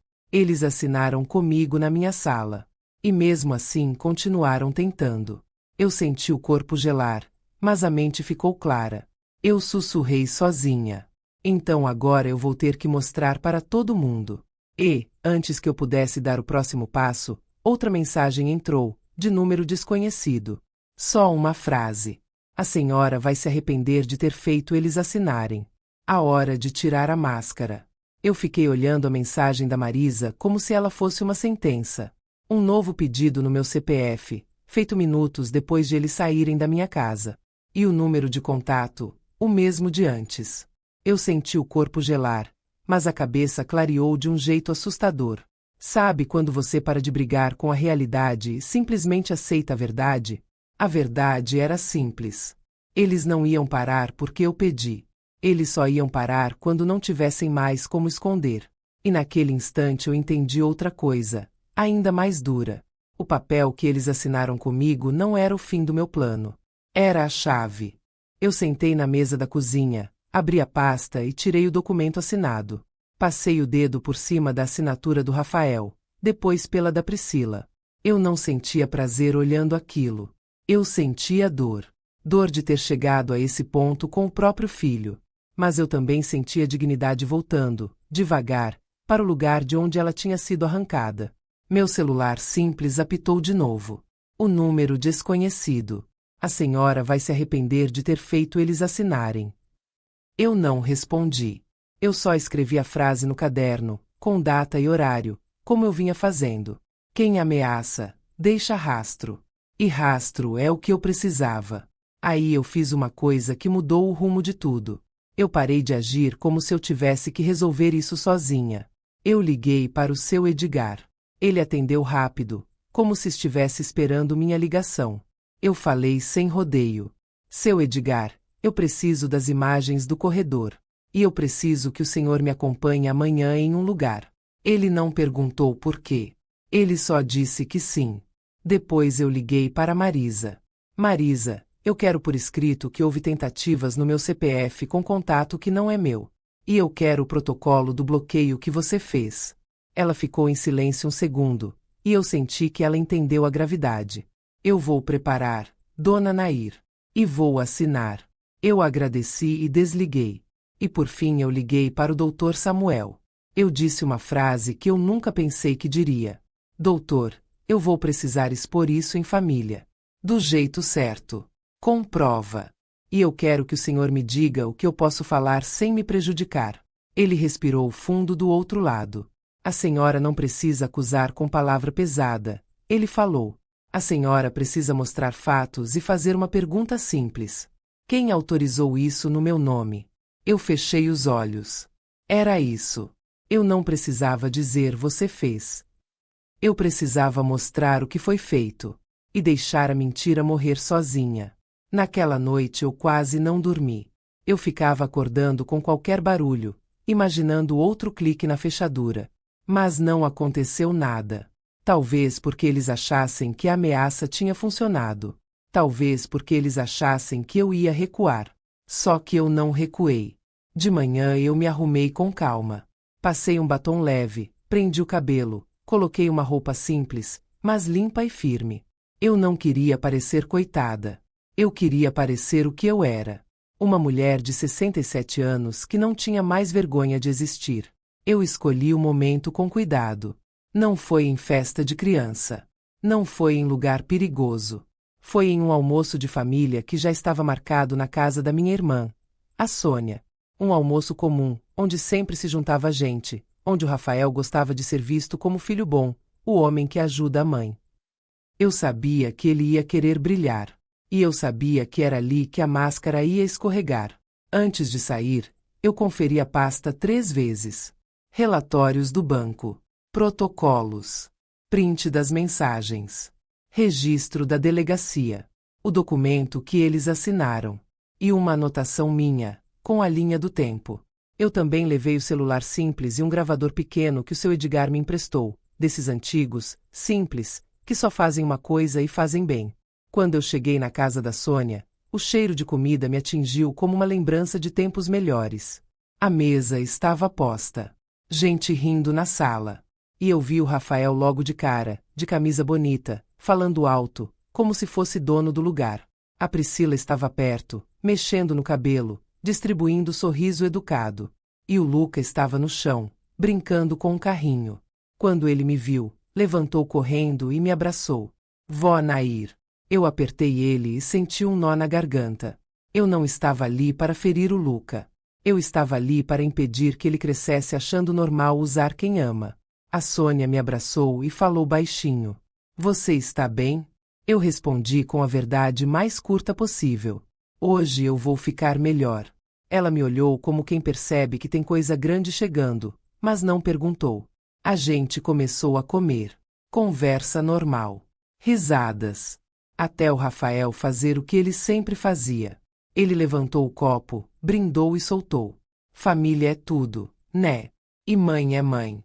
A gente tem que cuidar. Eu senti o estômago virar.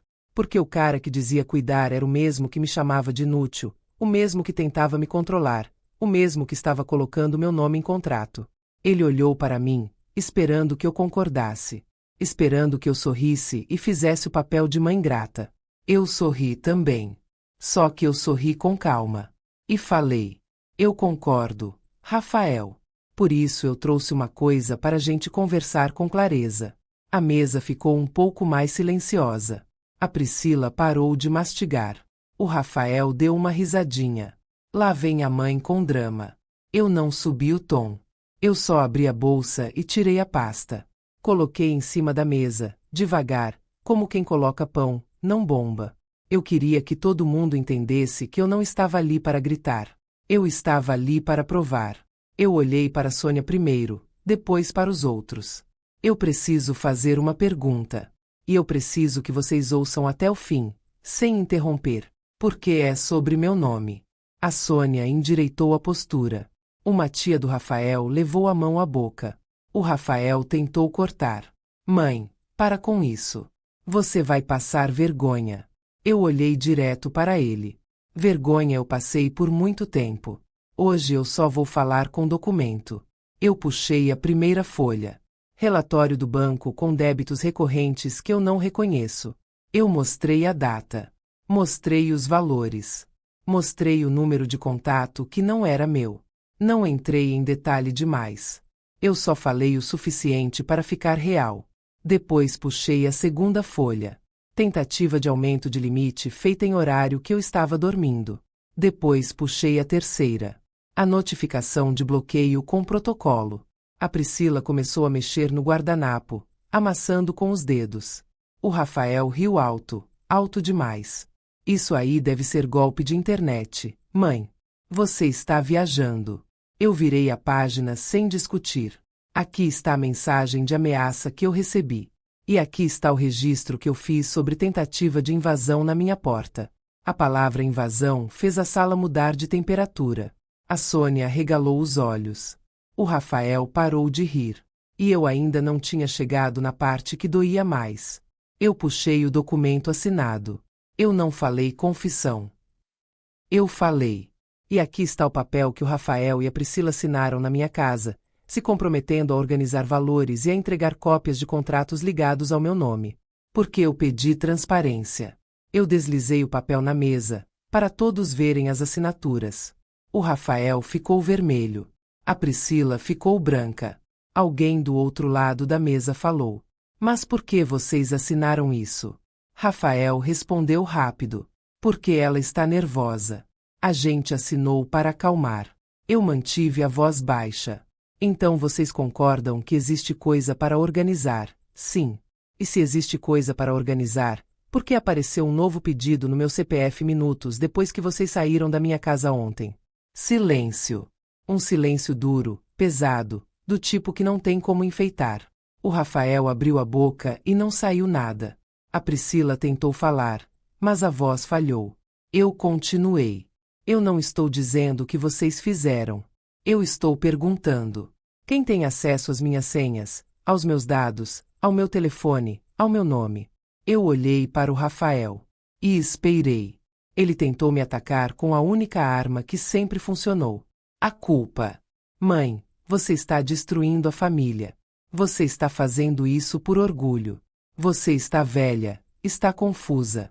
Eu respirei fundo. E perguntei uma coisa simples, do jeito que o Dr. Samuel disse.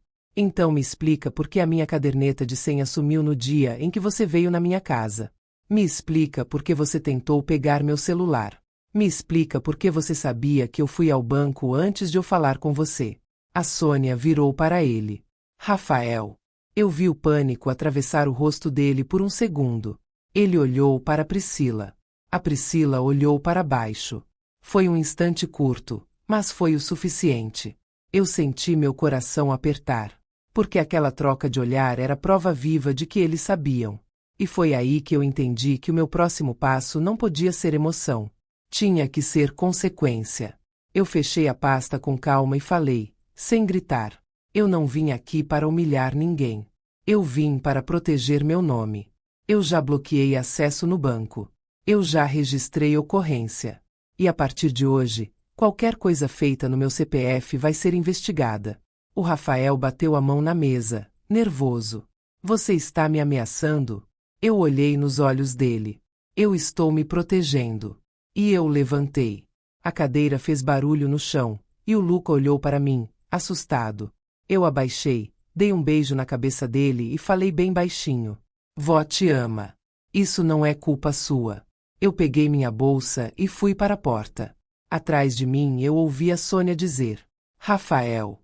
Senta. A gente vai conversar sério agora. E eu ouvi também a voz da Priscila, baixa, tremida. Rafa, faz alguma coisa. Eu abri a porta e saí. Só que antes de eu chegar na escada, meu celular simples apitou.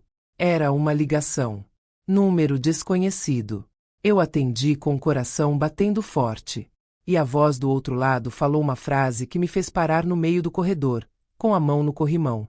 Dona Nair, aqui é do banco. A senhora pode confirmar se autorizou um contrato no seu nome hoje? Eu fechei os olhos. Porque eu soube, ali, que eles tinham feito de novo. Mesmo depois de eu colocar os recibos na mesa. Mesmo depois do silêncio. E agora a consequência ia chegar mais rápido do que eles imaginavam. Quando a verdade bate na porta com protocolo.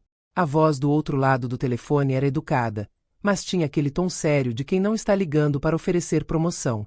Dona Nair, aqui é do banco. A senhora pode confirmar se autorizou um contrato no seu nome hoje? Eu segurei o celular com força e respondi sem hesitar. Não autorizei nada. Houve um silêncio de 2 segundos. 2 segundos que pareceram longos. Como se a pessoa estivesse confirmando o que já suspeitava. Certo. Eu preciso que a senhora não desligue. Vou registrar como não autorizado.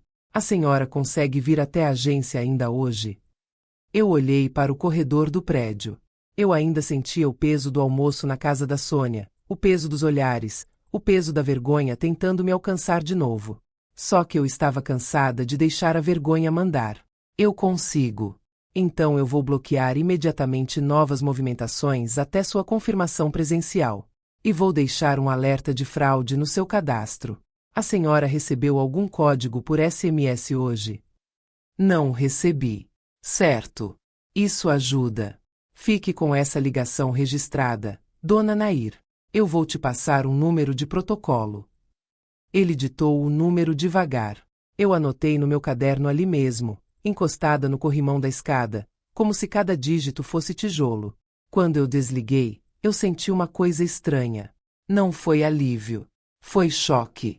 Porque o banco não estava me ligando por suspeita pequena. Estava me ligando porque alguém insistia. E insistir, naquele ponto, era desespero. Eu desci a escada com cuidado e encontrei seu Edgar no corredor de baixo. Ele me viu pela minha cara e falou antes de eu abrir a boca. Aconteceu alguma coisa. Eu mostrei o caderno. Contei do telefonema. Ele ficou sério, e pela primeira vez eu vi raiva no rosto dele. Isso não é mais brincadeira de família, Dona Nair. Isso é coisa de gente perigosa. Eu assenti e agradeci.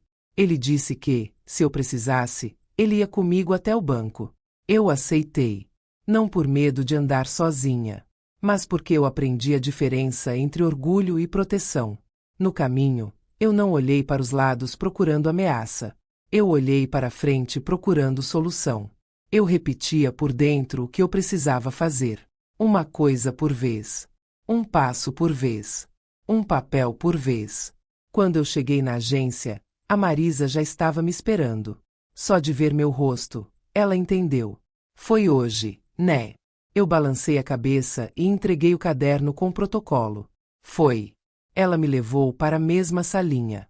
Fechou a porta e colocou o computador na minha frente. Dona Nair, tentaram registrar um contrato no seu nome há pouco. Só que agora tem bloqueio. E tem registro anterior. Isso muda tudo. Eu respirei fundo. O que tentaram fazer, Marisa? Ela abriu a tela e me mostrou o tipo do contrato. Não era uma compra pequena. Não era um débito de assinatura mensal. Era algo grande. E quando eu vi o valor, minhas mãos ficaram geladas. Era o tipo de valor que não se paga com aposentadoria. Era o tipo de valor que destrói vida. Eu olhei para ela e senti uma sensação amarga subindo. Eles estavam tentando me afundar de vez. Marisa falou com firmeza. Com o bloqueio, não foi finalizado. Mas agora a senhora precisa formalizar a contestação e anexar os registros. Isso vira um caso sério de fraude. E eu preciso te dizer. Se tentaram isso hoje, eles podem tentar de novo amanhã. Eu fechei os olhos por um segundo. E como eu faço para impedir? Ela respondeu sem rodeio. A senhora vai colocar restrição de contratação. Vai mudar todos os canais de contato para o seu número novo. Vai desautorizar qualquer procuração ou acesso de terceiros. E vai pedir investigação interna. Eu te ajudo com isso. Eu fiquei olhando para a tela. Em uma linha pequena, no meio de tantas informações, tinha um dado que me fez engolir seco. O e-mail de contato. Não era o meu. Eu pedi para ela repetir. Ela repetiu. Eu reconheci aquele e-mail. Não porque eu usava, mas porque eu já tinha visto. Era o e-mail da Priscila. Minha visão embaçou por um instante. Não de tristeza. De choque. Marisa viu minha cara e falou baixo. A senhora conhece? Eu não respondi na hora. Eu só respirei até sentir o peito doer menos. Conheço. Marisa não fez julgamento. Ela só imprimiu a tela, colocou o carimbo, assinou e me entregou. Isso aqui é importante. Eu segurei o papel como quem segura uma prova viva. Porque era isso. Um nome. Um e-mail. Um caminho. E de repente tudo fez sentido. O boné no corredor. O contato começando com Pri.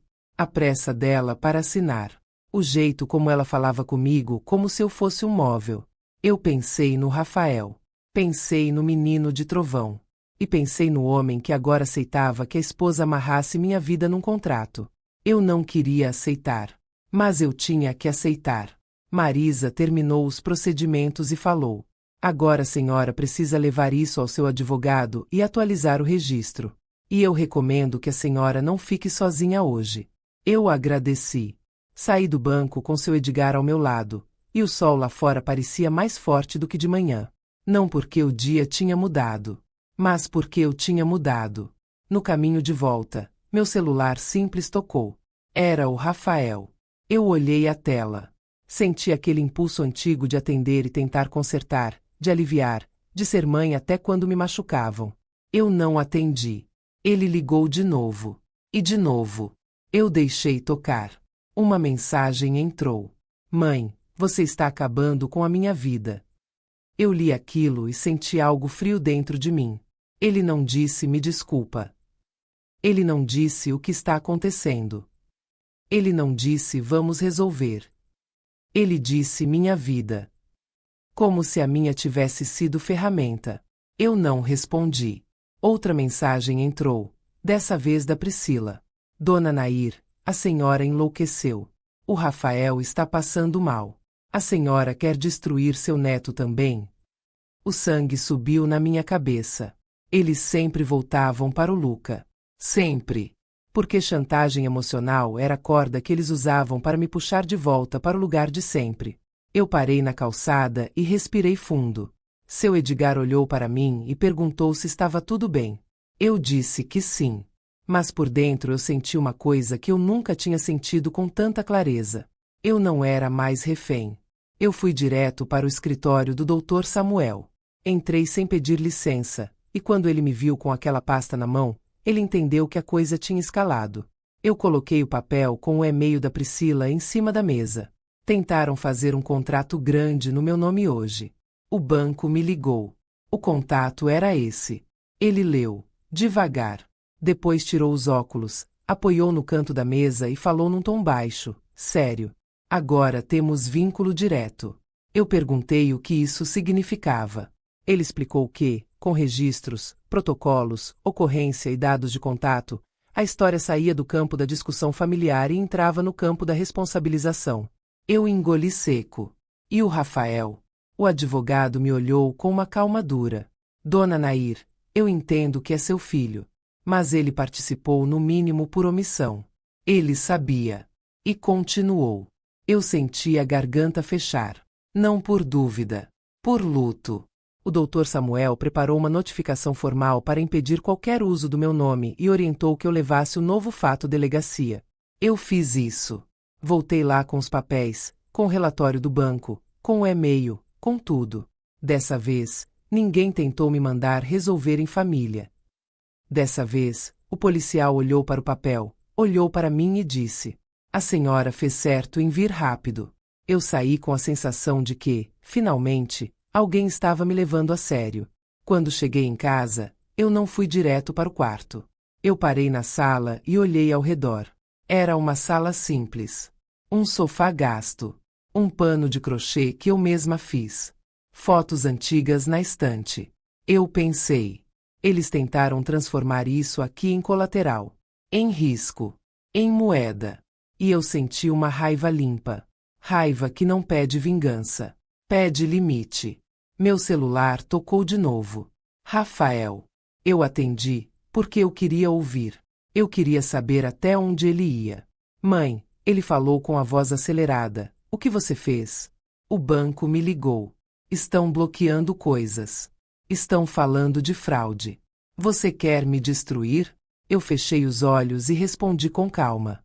Eu não fiz nada contra você, Rafael. Eu fiz algo por mim. Ele riu, um riso nervoso. Por você. Você está fazendo isso por orgulho. Você quer que todo mundo pense que eu sou ladrão? Eu respirei. Eu quero que todo mundo pense a verdade. Ele ficou em silêncio por um instante. Depois a voz dele desceu, mais perigosa. Você não sabe com quem está mexendo, mãe. Eu senti meu estômago gelar. A ameaça não era mais escondida. Era direta. Eu perguntei, num tom baixo. Você está me ameaçando? Ele não respondeu com sim nem com não. Ele fez pior. Ele falou: a Priscila está desesperada. Se ela fizer uma besteira, a culpa vai ser sua. Eu ouvi aquilo e tive uma vontade enorme de chorar. Mas eu não chorei. Eu percebi o truque. Empurrar responsabilidade para mim. Fazer eu sentir culpa pela loucura dos outros. Me puxar de volta para o lugar de sempre. Eu falei firme. A culpa não é minha. A culpa é de quem fez. Ele gritou meu nome. Eu desliguei. E no minuto seguinte, como se o mundo quisesse me testar, alguém bateu na minha porta. 3 batidas. Secas. Eu olhei pelo olho mágico e senti o coração bater forte. Era a Priscila. E ela não estava sorrindo.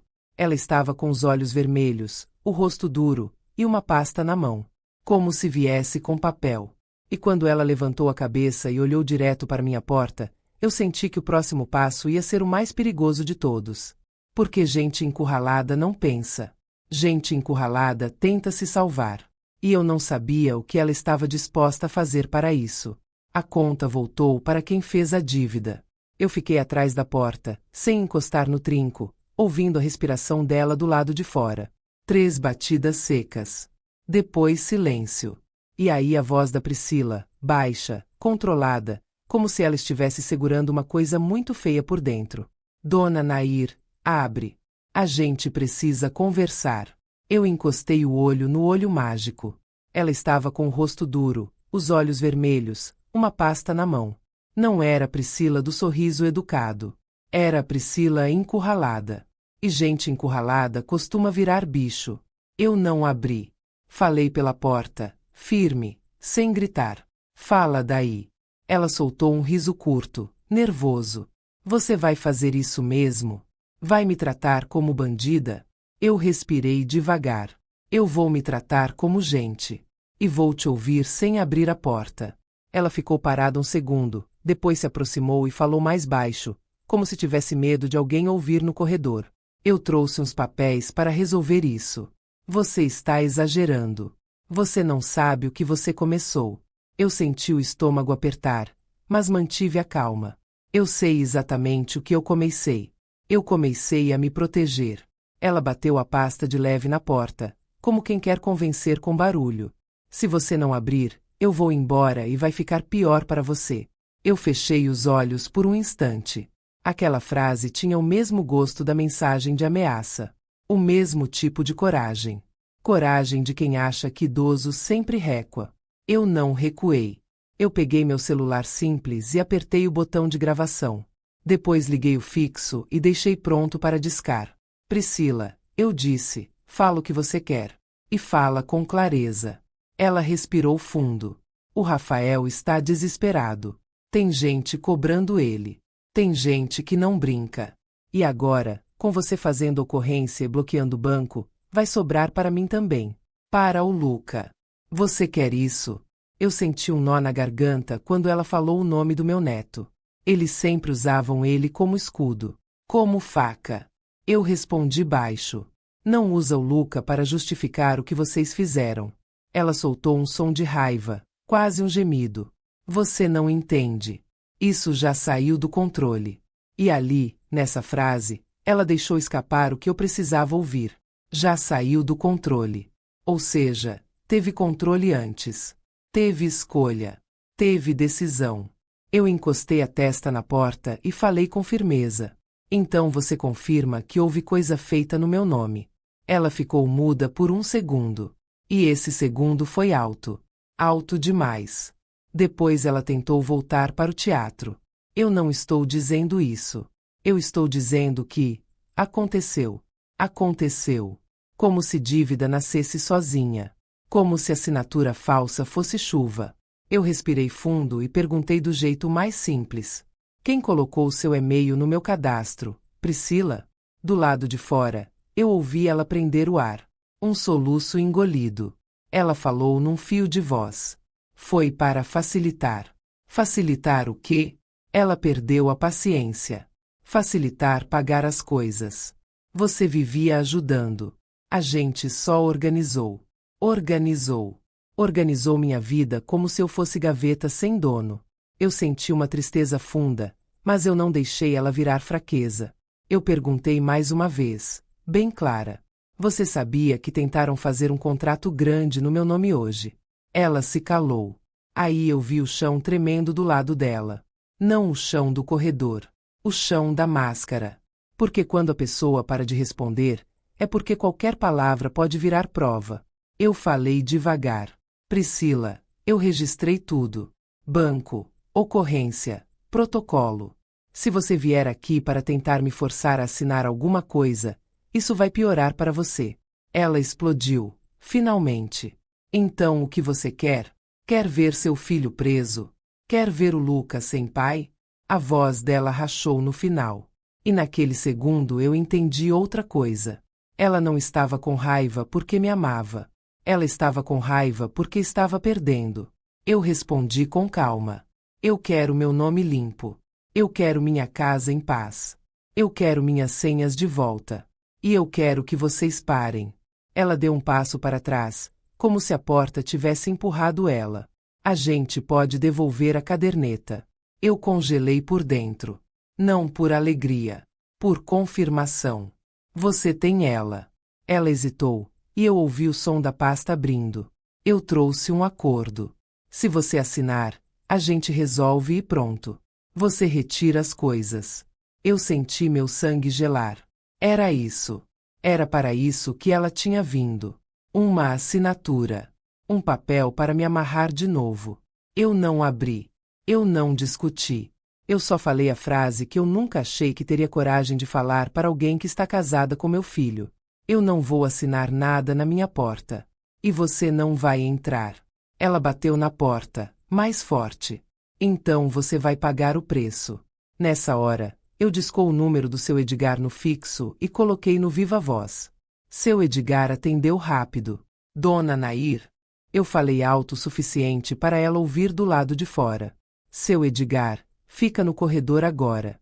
E chama o síndico. Se puder, chama a polícia. Tem uma pessoa aqui tentando me forçar a assinar coisa. Do lado de fora, o silêncio caiu como pedra. Eu ouvi a Priscila engolir seco. Você é louca, ela sussurrou. Eu respondi, firme. Eu sou acordada. Eu ouvi passos no corredor. A porta do seu Edgar abrindo. Voz de homem, grave, perto. Priscila, o que está acontecendo aqui? E foi aí que ela mudou. A valentia sumiu. A máscara tentou voltar com pressa. Seu Edgar, desculpa. É coisa de família. Eu falei pela porta, sem perder o tom. Não é coisa de família. É coisa do meu nome. O síndico apareceu logo depois, e eu ouvi quando ele pediu para ela se afastar da minha porta. A Priscila tentou se explicar, mas a voz tremia. E quando ela percebeu que não tinha mais plateia a favor dela, ela fez o que gente encurralada faz. Ela largou um pedaço de verdade. Foi o Rafael que quis assim, tá? Ele disse que você nunca ia reagir. Ele disse que você ia sempre pagar. Eu fechei os olhos. Aquilo doeu como facada, não no corpo, mas no que ainda existia de esperança em mim. Eu abri os olhos e respondi, sem chorar. Ele errou. Do lado de fora, eu ouvi ela se afastar. Passos rápidos. A porta do elevador fechando. O corredor ficou quieto. Seu Edgar bateu de leve na minha porta e falou. Ela foi embora. O síndico ficou aqui. Quer que eu chame a polícia mesmo assim? Eu abri a porta só o suficiente para olhar. O corredor estava cheio de silêncio e cuidado. Eu assenti. Chama. Eu quero registrar que ela veio aqui tentar me fazer assinar coisa. Mais tarde, na delegacia, eu não precisei inventar nada. Eu só contei o que aconteceu. Eles anotaram. Eu entreguei os prints. Entreguei os protocolos. Entreguei o papel com o e-mail dela. Dias depois, o banco confirmou a tentativa de fraude. O bloqueio impediu o contrato de nascer. O advogado deu entrada na contestação formal. Meu CPF entrou em alerta de proteção. E eu recebi um documento que eu guardei como se fosse ouro. Meu nome estava protegido. E sabe o que aconteceu com o Rafael? Ele tentou me ligar, tentou mandar áudio, Tentou aparecer como vítima. Mas quando as pessoas começaram a fazer perguntas, quando a Sônia começou a olhar para ele sem passar a mão na cabeça, quando o síndico viu a movimentação, quando o banco registrou as tentativas, a história ficou grande demais para ele controlar. A máscara dele escorregou. Ele perdeu a pose, perdeu o respeito que fingia ter, e ganhou aquilo que ele sempre evitou. Consequência. Eu não comemorei. Eu não senti prazer. Eu senti luto. Luto do filho que eu achei que eu tinha. Luto do sonho de envelhecer com paz sem precisar lutar. Mas no meio desse luto, eu senti outra coisa. Liberdade. Na primeira noite tranquila depois de tudo, eu sentei na minha cama e ouvi o silêncio da minha casa. Um silêncio limpo. Um silêncio sem ameaça. Eu pensei no jantar. Na frase dele, como é não servir mais para nada. E eu sorri, não por vingança. Por clareza. Porque eu descobri que eu não nasci para servir. Eu nasci para viver. E se tem uma coisa que meu filho jamais vai esquecer, é isso. Eu não ganhei porque fui maldosa. Eu ganhei porque eu parei de aceitar.